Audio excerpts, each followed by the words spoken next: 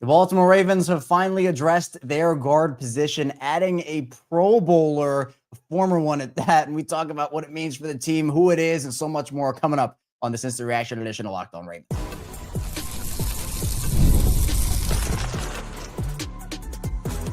You are Locked On Ravens, your daily Baltimore Ravens podcast. Part of the Locked On Podcast Network, your team every day. You are Locked On Ravens. Welcome in to the show. I'm your host, Kevin Oestreicher of Ravens Wire, here with you on the Locked On Podcast Network, your team every day. Thanks so much for being here on this Tuesday evening, this instant reaction edition of the show, making Locked On Ravens a part of your day and your first listen each and every single day. The Locked On Podcast Network is the #1 sports podcast network. And thanks so much to all the everydayers, the first-time listeners. If you're somewhere in the middle, thank you as well. We have 5 days a week plus more of daily Ravens coverage and content. And we have a jam-packed episode today, at least an instant reaction show. So we're going to dive into the Ravens signing a veteran former Pro Bowler guard to their practice squad. They released a veteran from their practice squad.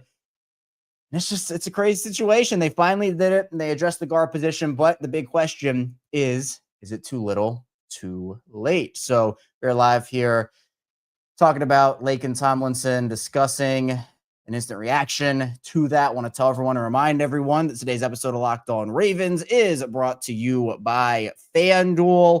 And with FanDuel, if you want to be right in the middle of the action this season, visit FanDuel.com and place your NFL live bets all season long. All right. Ravens. Recently reacting. Laken Tomlinson to the signing there. Practice squad signing, so he's not on the active roster. The Ravens still have a couple of open spots on their roster, but, you know, they're going to ideally save those for Ardarius Washington and Tavius Robinson. Tomlinson is a veteran. He's been all around the league, and he started 7 games for the Texans this season, but was benched, and they put in Jared Patterson instead. And then I guess there was an agreement that he was going to be released and was able to find his next team. I think for the Ravens, like, it's a cool move to bring a guard in here. I mean, Tomlinson wasn't really good this year, and there's a reason why he was not starting for a pretty poor offensive line in Houston. And PFF ranks Tomlinson's 2025 below average at 51st among 79 qualifying guards. It actually been pretty solid in Seattle the previous season. Actually played pretty well there. He's very durable. You know, he's somebody that didn't miss a game between 2018 and 2024. So you know that when he does play, he's going to actually be out there on the football field. So that at least is good. But my thing is, like, is he even going to play? All right. Because there are a couple of different ways that you can probably approach this. It's of the mindset of, okay, all right, well, we know what John Harbaugh's comments are on the guys on the O-line already. Why would he play over any of those guys? Well, I think we all know the reasons why, but with the way that John Harbaugh has talked about the offensive line, I don't see why a guy that's just coming in now would get. I mean, I guess since he's a veteran, he has an upper hand over a guy like Emory Jones in that regard. So maybe that gives me a sliver of hope. My unfortunate feeling and my unfortunate thought, and if you're here with us live or in the comments or wherever you're watching or listening from, if you're in audio form, you can hit me up on social media, CashRecord34, Twitter, Instagram, TikTok, etc. I personally believe it's the other side of it, where I think that Ben Cleveland just got suspended for 3 games, and they are, you know, I think they're covering their bases. They're bringing in a depth guy to replace a depth guy. So, you know, when you talk about signing Laken Tomlinson and what it kind of means for the team and that whole conversation, it could mean that he gets a start, but also we're in December right now, right? This needed to happen in the offseason. And I've talked about this, and I'm not talking Tomlinson in particular, but, you know, when I'm looking at him right now and looking at where this group stands with the 5 that they currently have, and like hyper-focusing on the guard position, of course. So when you look at that and the fact that I've said this all year, they did not do enough. You know, Eric DeCosta did not do enough at the guard spots. And I've been on this whole thing this week about how the Daniel Faalele situation is no longer Daniel Faalele's fault. Like, obviously, it's his fault for not going out there and executing, but it's on the coaching staff for continuing to put him out there every single week, seeing what we see and knowing what we know about him. Like, what do they see? Like, what do they see out of him that everybody else doesn't see? The blow-bys, getting out leveraged by corners, and that resulting in Lamar Jackson sacks, not knowing what he's doing on the field, it's looking like at times. Like, those are all things that I would have been fine if they had given the job to Daniel Faalele had he earned that job. And same thing with Andrew Voorhees, because like I said on the show we did this morning, where we reacted to Shannon Sharpe just cooking Daniel Faalele, one of the wildest cook sessions I've ever seen, like 20 minutes essentially of Daniel Faalele getting cooked by Shannon Sharpe on Nightcap. During that show this morning, I had said that like Daniel Faalele is the poster child for the O-line play right now and how bad it is, and I guess rightfully so, right? But at the same time, like, this whole unit has just been poor the entire season, where guys will have great games and they'll have bad games. It just feels like they've never been a cohesive unit for the entire season. And that's really difficult when, John Harbaugh talked about how important it is for that group to be a cohesive unit. So Tomlinson is not a needle mover for me. I think it's good they brought in a guy, and I think at least they have the option on their roster too. But it's going to take some time for him to get caught up to things. And I mean, if they haven't benched him up to this point, why would they do it now? The answer should be they should, but their recent trends, and hopefully I'm reverse jinxing this, like I truly do hope that this means that in a spot here, Tomlinson can come in there, play guard for them. Now, the thing with Tomlinson, we do have to factor this in too when talking about Faalele, is Tomlinson has been a left guard. That is his position. He has played left guard. Now, you can move. I mean, look, they did it with Faalele, but Tomlinson has played on the left side over the course of his career. And, does this signal more about Andrew Voorhees than it does about Daniel Faalele? Are the Ravens moving Jones to right guard and Tomlinson is their left guard contingency plan? Like, there are so many different things, different reasons, different outcomes that this could have for Baltimore, but it all kind of comes back to one, which is this should have happened in the offseason. Because like I just said a couple minutes ago, if the Ravens had brought in competition for Faalele and Voorhees and, they were able to go out there, really show their stuff, have great training camps, great preseasons, cool. Like, I'm down for them winning those jobs and earning those jobs, but it just felt like they were handed to them. The only thing that they did this offseason was address it by bringing in Emory Jones, who they knew had a shoulder issue, and they clearly don't trust Ben Cleveland, don't want Ben Cleveland to play. Corey Bullock is a second-year guy who I'm sure they probably don't trust him in those situations either, but I'll say this about Faalele and honestly about Voorhees too, because I don't want to, just sound like I'm going all in. Wow, excuse me. Whew, Daniel Faalele has got me talking all crazy here and can't even get words out. But I don't want to sound like I'm going all in on Daniel Faalele without addressing that, yes, the rest of the offensive line has not played up to their standard as well this season. And it's been not just a Faalele problem, but guys have been benched for a lot less than Daniel Faalele has. And Andrew Voorhees, and I guess Voorhees technically was in a rotation, so I guess he kind of was, but wasn't at the same time. But, guys have been cut even for less than what Daniel Faalele has done and Voorhees have done this season. And, I see a lot of people in the comments in the chat right now talking about it, how, 4 games left in the year. I agree. I 100% agree. Should have happened in the offseason, should have happened a lot earlier in the year. Not that Tomlinson was available, but, making a trade for a guy, which again, we've talked about kind of the trade deadline stuff with the O-line where nobody really wants to trade good offensive linemen at this point, especially at the trade deadline, because everybody needs offensive linemen, including the teams that have the offensive linemen. But it is a disappointing situation when, your only change from last season was the loss of Patrick McCary and somehow everything crumbles. And I'm not like putting all of this on Patrick McCary and him leaving. Like, I think Roger Rosengarten has regressed, and Rosengarten had a pretty good game against the Steelers. He was, I think, Baltimore's best O-line. Him and Stanley and Harbaugh talked about it both, from the tackle spot. Stanley had a couple of penalties, which weren't good, but I thought Rosengarten was good. But, from the guard spots, it's just like every single week they're put out there and every single week just goes poorly. And it just feels like to me, this is the the sunken cost fallacy. And if you don't know what that is, it's usually more so used in sports, at least with contracts and money, where, you have a guy and you invest so much in a guy and they're playing poorly, but you've already made the investment. So teams' thought processes when it comes to that is like, well, we've already invested the money. We're already paying the guy a ton of money. We're just going to start him until the contract runs out or we can get rid of him. And that's that. Now, this obviously isn't about money with Daniel Faalele and Andrew Voorhees, but it feels like they've invested so much time into those two's development, particularly Faalele. It just feels like, well, I mean, I can't truly believe that, John Harbaugh's looking at this and saying, yeah, let's throw this guy out there next week with confidence. And maybe he's not. I don't know what goes on behind closed doors in Owings Mills, but even still, you see teams, even the Texans, right? We can literally talk about the team we can talk about Laken Tomlinson in particular, where the Texans made a change. They benched him for Jared Patterson. They saw it wasn't working, and they said, all right. And look at the Texans now. Is the offense great?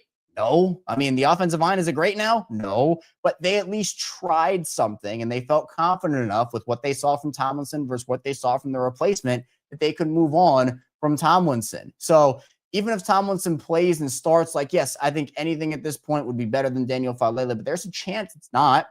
But there is at least something that happens when you try to go out there and say, all right, this is not working. Let's try something and see if it will work. Because even if it doesn't work and Laken Tomlinson is maybe as poor as Voorhees has been or Faalele has been, maybe a little worse, at least you tried that knowing that what was working before wasn't. And maybe Tomlinson surprises you or Emory Jones surprises you.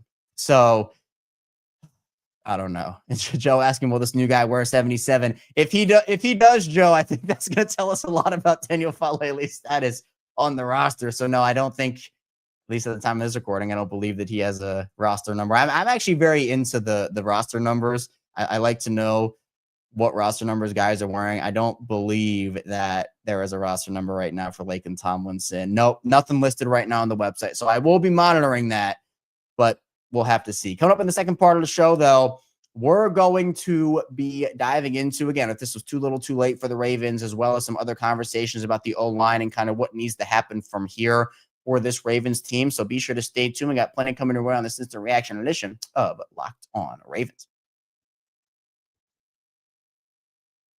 First, the show is brought to you by FanDuel. NFL Sundays move fast, one big play, and suddenly everything feels different. That's what makes live betting with FanDuel so exciting. You're not just watching the game, you're reacting to it in real time. With FanDuel, you can place bets as the action unfolds, every drive, every momentum swing, every highlight moment. Live betting is best when the game starts to shift, a receiver gets hot, a defense tightens up, or the momentum flips after a turnover, and FanDuel lets you jump into the moment. Live spreads and money lines adjust instantly. Player props update as guys heat up. You can now bet next touchdown scorers, drive results, totals, and more. So for the Ravens and Steelers game, maybe you had Isaiah Likely anytime touchdown. Obviously, the one that he scored, not the second one because that was called back. Or, maybe on the Steelers side, Jaylen Warren anytime touchdown. Maybe you had that over on FanDuel. So if you want to be right in the middle of the action this season, visit FanDuel.com and place your NFL live bets all season long. FanDuel, the game moves fast, and so can you. Moving along here, Locked On Ravens, Kevin Oestreicher still here with you, instantly reacting to the Ravens signing Laken Tomlinson to their practice squad. And we'll also dive into the release of Carl Lawson because that situation was just weird in its own. But appreciate everybody for being here on this Tuesday evening, about 6:30 right now as we're recording this Eastern time. We have such great communities here on Locked On Ravens, and whether you're an everyday or a first-time listener somewhere in the middle, thank you for supporting the show. The network actually just released the Everydayers Club. So now, people have been asking me for a while, is there another way to support the show, Kevin? YouTube membership, super chats. We don't do any of that here on the network, but the Everydayer Club, which the network launched yesterday, there are a couple of tiers. If you want to support the show more, have some extra add-on content that I just can't do on the shows anymore, like weekly Q&As, stuff with the draft, stuff for agency. And again, nothing's changing with the regular show, by the way. Like everything's still free and available, regular show, instant reactions, watch-alongs, et cetera, et cetera. All that's still available for free. But this is just extra add-on content. If you want to support the show and support me a little bit more, you can now with a couple of different tiers that you can choose from. If not, though, nothing's changing. So nothing to worry about there. I always appreciate the support regardless from everybody who tunes in, watches, and listens to the show. Carl Lawson, really interesting. With Tomlinson, him being signed, it makes sense the Ravens brought in a guard, even if it is just for the aspect that Ben Cleveland got suspended and they need a depth piece there, which again is kind of where I'm leaning towards. But at the end of the day, there was a little bit of I guess weirdness is the word I'll use with the Carl Lawson situation, where apparently, like what everybody was being told, like that was what was coming out, is that Carl Lawson he turned down opportunities. He was waiting for the right opportunity to come in and make an impact. And then he only plays in one game.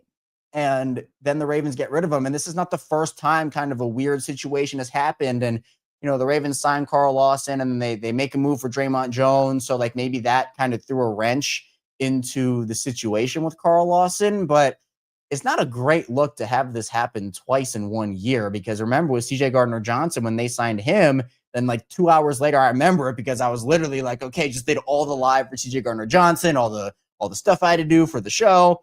And then I literally sit down to prepare the show for the next morning, and boom, the Ravens trade for Alohi Gilman. And I'm like, what? There's all these safeties coming in. And that probably, CJ Gardner-Johnson was probably like, hold on, wait a second.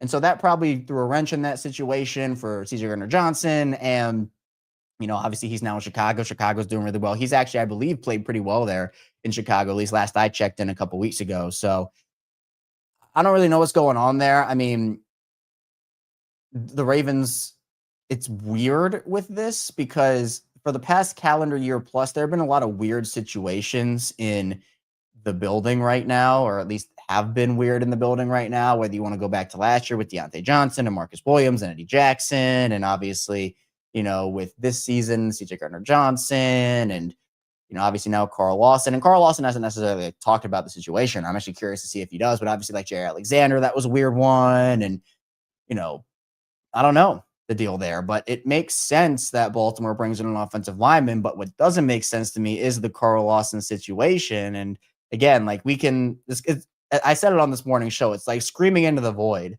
every single time we talk about this O-line, it feels like, because, it's almost like for Baltimore on that side of things, it's too little too late. And I make the funny comparison, and I know other people have too, about the fact that, the Ravens have needed, and they've cheaped out of the guard position for a while now. They signed Kevin Zeitler to that deal, and then they didn't re-sign him. And obviously it'd be very nice to have Kevin Zeitler right now.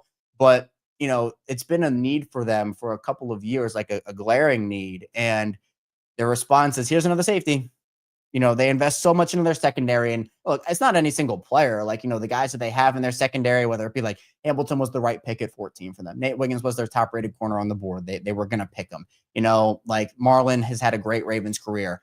Like all these guys they're signing, but it's just like some of the guys that they are bringing in, like, making the trade. And Gilman's been a great move for them for the most part, like freeing up Kyle Hamilton. That's great. But like, it's on top of those moves, you also have to find other areas to make moves at other positions you need. And so in coming into the year, we were talking about how strong this roster was I acknowledged that, look, there are a couple of really big roster holes here, and those roster holes can very quickly outshine some of the strengths that this roster has. And so when you talk about some of the injuries that happen, and obviously the poor O-line play and the lack of established pass rushing options, where, a lot of people were kind of, the Ravens are going to trade for like a Parsons, is Max Crosby going to be available, Hendrickson, like all that stuff. Like Mike Green struggled early on in the year. He's found himself recently. I've been impressed with what Mike has brought to the table for the most part, but like, you don't have a TJ Watt or a Myles Garrett or a Max Crosby or a Micah Parsons or one of those top end rushers, like even in Denver, like Nick Benito and Jonathan Cooper. Like you don't have a guy like that. And you trade away a pass rusher and Odafe Oweh, who again, it clearly wasn't working for Odafe in Baltimore, and that's whatever. But it's just like these roster holes that you do have, and no roster can be perfect, right? I'm not saying that, every team has the resources to build a perfect roster and that's what happens, but, you at least needed to add contingency plans. And that was what Patrick McCary was to them on the offensive line. And I see Arthur saying this is an admission that they have an O-line problem without saying they have an O-line problem. I think that can be true, as well as the fact that I think it's also a depth signing. But the fact that it is a veteran at least gives me, even if it's the tiniest sliver of hope, that they'll actually start him. But, as Notorious is saying, that he was let go for a reason. I'm not saying Laken Tomlinson played well this year. He did not play well this year. And, you know, you had so many other options. And this is the other thing I'll talk about in terms of roster construction, because for me, with what the Ravens have preached and practiced over the last handful of seasons, in fact, really over the course of their franchise history, I'm done with the comp pick thing. I mean, I'm over it.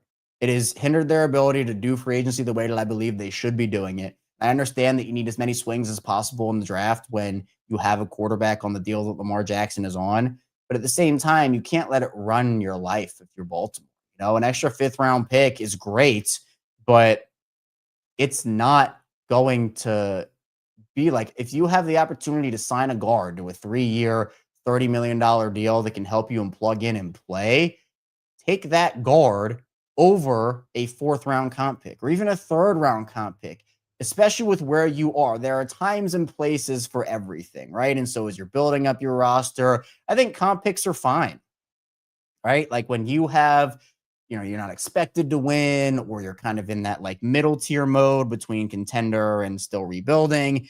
Sure, comp picks are fine as long as like you're not sacrificing anything in terms of long-term success. But when you're in this win now mode, and when the Ravens have already now made multiple other deals to either improve positions of certain draft picks or added on extra draft picks, you don't need all these draft picks. Because what did I say? Actually, I still think I have not deleted the graphic that I had that I threw up here. Look at this. So here's the draft class for Baltimore this year. This is 11 guys. This is 11 guys that the Ravens drafted. They didn't need 11 draft picks, because guess how many draft picks made the roster? Obviously, I'm going to like the Kone and the longer beam picks. I mean, they've been out for the entire season, so I'm not going to factor them in. But even still, I'm not sure they would have made the roster. Like would longer beam have even? I think Kone would have, but I'm not sure longer beam would have made the roster. Dellinger did not make the roster, so it's just like it's a waste of resources, and it's actively, it's actively costing you, in my opinion. And I don't know negotiations that go on. I don't know any of that stuff, but it does impact, because there's a certain threshold of like, you can't sign a guy without it impacting your comp formula until this, that, and the other. And so even if a guy goes and signs for a big deal, okay, fine. But you don't always have to get the draft capital back for them, because, what has it done for them since 2012, 2013? I mean, that's the conversation that we have to have right now, where I think 7, 8, even 9 draft picks, perfect sweet spot for you. You're bringing in an influx of new talent. We also know the Ravens have success with undrafted free agents. So like you have to factor that in too, where sometimes those guys will beat out draft picks. So whether it's combining draft picks to move up in the draft, this, that, and the other, I just feel like at this point with where the Ravens are, there needs to be an understanding that yes, comp picks are still valuable. I'm not trying to diminish their value, but I think that they're less valuable to Baltimore now in terms of actually signing guys, as opposed to their value when it means you just need guys on rookie contracts. And that to me is the conversation. I see user asking, hi, Kevin, is this a right guard? No. So Laken Tomlinson actually is primarily a left guard. So if you're looking for like where these guys could plug and play, 2 options I think would have to happen here.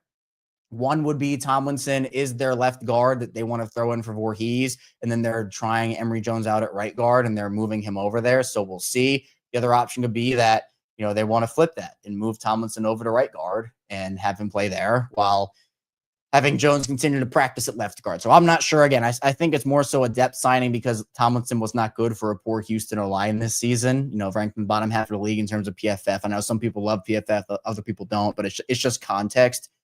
So Tomlinson, no. And I see Skipmo. What's up, Skipmo? Appreciate you tuning in, and everybody else who is making Locked On Ravens a little part of your evening here. So we still have a little more to go coming up in the final part of the show. We're going to talk about where the Ravens go from here a little bit more. We'll look ahead to Cincinnati a little bit, recap Pittsburgh. And if you have any questions that you want to put in, and I'll try to answer as many as I can as we go before the show wraps up. So be sure to stay tuned. Plenty coming your way here on the Cincinnati Reaction edition of Locked On Ravens.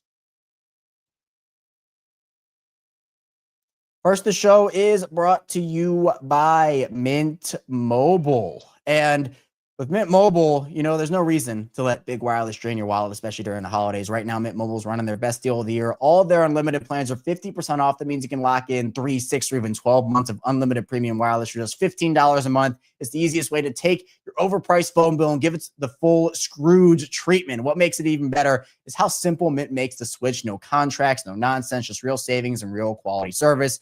Now, switching to Mint lets you keep your same coverage for a lower price. Setup takes only a few minutes. You can bring your own phone and number without any issues, and the service is fast, super reliable, even on the go. So turn your expensive wireless present into a huge wireless savings future by switching to Mint. Shop Mint Unlimited plans at mintmobile.com/LockedOnNFL. That's mintmobile.com/LockedOnNFL. Limited time offer, upfront payment of $45 for 3 months, $90 for 6 months, or $180 for 12 months. Plan required. $15 a month equivalent. Taxes and fees, initial plan term only.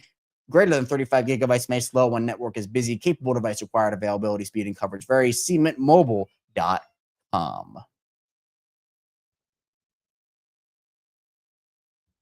Wrapping things up here on Locked On Ravens is the Reaction Edition. Kevin Oestreicher still rocking out with you here. Diving into the Ravens signing Laken Tomlinson, releasing Carl Lawson, and a lot of other Ravens content and conversation. Former Pro Bowler Tomlinson, actually, for those that don't know, I put it in the title, obviously, but was a Pro Bowler with the 49ers back in 2021. Spent 5 really good years in San Francisco. I mean, he's been everywhere. Detroit, San Fran, the Jets, Seattle, Houston, and now Baltimore. So we're diving into everything relating to that. Again, I appreciate everybody for being here. We have 5 days a week plus more daily Ravens coverage. So if you have a friend or a family member who is into the Ravens, likes the Ravens, wants some daily coverage, be sure to send them our way on Locked On Ravens. And Laura, I saw you asked how to get to the Everydayers Club, which is our new, again, add-on content. The link is in the description below. So if you're interested in supporting the show even more, you can go click on that link. And again, no pressure if not, but just another option for people. Again, everything's staying the same with the show, with everything we're offering free and available for you. So let's dive into this. Skip mode. Laken Tomlinson is who the Ravens signed, Pro Bowl guard, to the practice squad. Not really sure if he's going to play at all. Again, it is kind of like, okay, we're 4 weeks until the season ends and the playoffs begin. Probably needs a little ramp up period to learn the offense or whatnot. It'd be pretty crazy, I think, to throw him in there against the Bengals on Sunday. So we're going to see. But at this point, the Ravens have a lot of questions they need to answer. And they need to answer them fast against the Bengals, because what we saw in that game on Thanksgiving, that's not going to work this time around. And now Joe Burrow has a couple of games under his belt, that Ravens game as well as the Bills game last week. So you need to figure it out fast, because if you lose this Cincy game, I'm pretty sure your season, the Ravens season is hanging on by a thread right now. If they were to lose this game to the Bengals, I think their season is done. Even if they won out and they beat the Steelers, they would have the 1-1 tiebreaker. The only way that Baltimore would have a chance is if the Steelers lost to Cleveland and Baltimore, because right now Pittsburgh has a better divisional record. But again, even if this team makes the playoffs, how far are they realistically going? I think what that game told me on Sunday was that neither of those teams are going very far. And, it's a conversation that okay, which one of these teams is getting the honor to get beat by Buffalo or something at home in the wild card round? That's what that feels like. So was Laken Tomlinson a first round pick? Was he a first round? Sounds right, but let me double check. He might have been. He was 28th overall in 2015. So yes, Laken Tomlinson, former first rounder, former Pro Bowler. So that's who the Ravens bring in. We know that, and they've signed a lot of those guys, right? Obviously, they have Kenyon Green on their practice squad, who was a first-round pick of Houston. And I know the joke is that whenever someone is introduced and Ravens signed former first-round pick, a former Pro Bowler, it means they're terrible. But in Tomlinson's case, really wasn't that great for Houston this season. Started 7 games again for Houston this year. I see Shante asking a question: is the message really stale in the locker room, do you think? Because almost every time I see the offense and sometimes the defense on the field, they don't be giving it their all. Yeah, I'm curious to know that. Obviously, I can't say for certain. Obviously, the messaging. There was that one that was earlier in the season, right, with Kyle Van Noy kind of being that's above my pay grade, which was oh, that's not great. That's not a great thing to hear. But if I had to guess and give an educated guess based off of signs you can kind of tell on the field, kind of what you're talking about there, I'd assume that guys are pretty fed up. And again, is that at Harbaugh? Is that at other coaches? Is that at their peers? Is that at themselves? Again, I can't answer that question. But, at the end of the day, they're not going to fire Harbaugh with 4 games left to go in the year. That would have to be a decision that would happen after the year is over. But as I've said, and I said this on yesterday's show, and I think this morning's show, and I'm probably going to say it again on tomorrow's show when we record that. I'm recording that with Kaji Ismail actually right after this. But the Ravens for years, what's been the thing that people have talked about with this Ravens team? Not about the defense, it's just about in general. Things that people have talked about with this team is that, they're so great in the regular season. They're always good for a handful, double-digit wins, winning the division, this, that, and the other.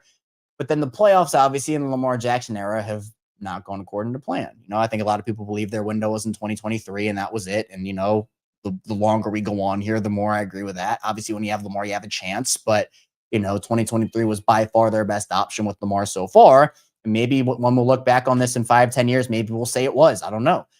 But the playoffs have been a big contention point in terms of, is Harbaugh the right guy? But I think a lot of what's had people hanging on to Harbaugh, at least those who are, and again, I know it's a very divided fan base in terms of people who want Harbaugh to stay and Harbaugh to leave. And I'm kind of in the middle on it. Like, I think Harbaugh should have been gone last season, but again, like it is what it is, which is unfortunate because I do think that it's become a little stale there. But regardless, one of the big conversation points is like, yeah, the playoffs haven't been bad, but at least Harbaugh has given them a chance every single year to get there. And it's not all on Harbaugh. Like, again, the roster construction at guard was terrible. The roster construction at pass rush was terrible. Like, some of it falls on Eric Acosta as well. But when there are still so many moments of like, either poor time management or guys not being ready to play and all that does fall back on the head coach, it becomes at a point where like we went through this with Greg Roman, didn't we? A couple of years ago, where Greg Roman was the best thing that could have happened to Lamar Jackson in 2019. He unlocked on the level of Lamar Jackson, got him up to that point, got him his first MVP. It was amazing. That offense was incredible. One of the best offenses we've seen in the history of the game. But as the years continued to go on, it became more and more apparent that like the offense isn't growing the way that it needs to. It's becoming stale. Things aren't growing. And all of a sudden, it became too little too late, essentially. And Roman, they moved on from a year, maybe 2 years too late. And I think we're kind of in that same boat with John Harbaugh, where Harbaugh was the right coach for Lamar entering the league. He and this organization believed in him. Not that they don't anymore, but I'm just saying, like, that was what Lamar needed. And he flourished and grew, and you saw the evolution from Roman to Monken. But in terms of the team, sometimes you just need something fresh, and they need to make sure they can get somebody in that's better than Harbaugh to get them there. But, it's like how many times and how many excuses and how many coordinators leave or get fired until it's actually, Harbaugh's time, where there are so many other conversations you can have.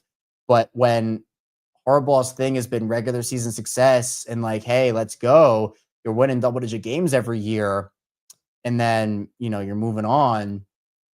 Well, it's the end of the day. And Bentley, I'm not talking like Greg Roman wasn't the reason Lamar got his first MVP. I'm not trying to say that. I'm trying to say like the offense that he was in, Lamar did it himself, obviously, but like the offense that he was in, that was what Lamar needed at that time to say like, hey, I'm here. So yes, obviously, Greg Roman didn't like snatch the MVP from Lamar. But what I'm saying is just like in terms of what Harbaugh brings to the table, when he doesn't have that regular season success, well, what does he have at this point? And if he's not like, if the message is still in the locker room and if players are getting fed up, which who knows if that's true or not, but if that is the case, then, what else does he have left? That becomes a really weird environment. So, we'll see. And I see Bentley asking the question, what do I think about Harbaugh saying Emory Jones didn't play equal to or better than Fish Fillet? Fish Fillet is going to stick, isn't it? That's going to stick, isn't it? Yeah, in terms of Faalele and Voorhees, I think that Emory Jones played, even if it was just a tiny bit worse, I think it was up to the level. Was he better than those guys in that game in particular? I think he looked like a rookie. But here's my thing, where even if he did play a little worse than Voorhees and Faalele, if that's the argument that's going to be made there, it was his first ever game at the NFL level in a rotation where you're not able to get a rhythm. So what does that say about guys who were playing the entire year or in that rotation in the first place, that they are playing to that level of Emory Jones or even just maybe a tad above it, if that's what the message is again?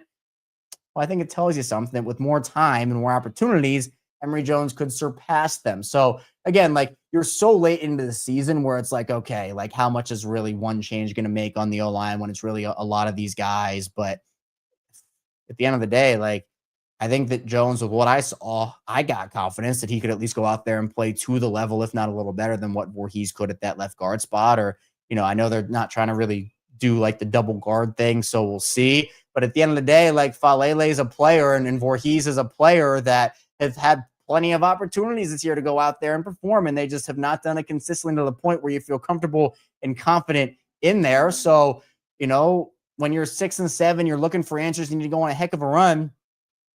I think, try something out, because I get the consistency part of it, but at the end of the day, like, it's not working. It's not working. So Ravens signed Laken Tomlinson, and they are going to see. I mean, we'll see if he's going to go out there and perform, but probably my inkling is that it's just a depth signing, but the fact that he's a veteran, again, gives me that sliver of hope. But that's all I have for you here today on Locked On Ravens. Thank you so much for tuning into the show. On the way, be sure to hit the like and subscribe button in video form. Follow along and subscribe in audio form for 5 days a week, plus more of that daily Ravens coverage. We'll be back here tomorrow talking more Ravens football. So be sure to stay tuned. I'll see you right back here soon on Locked On Ravens.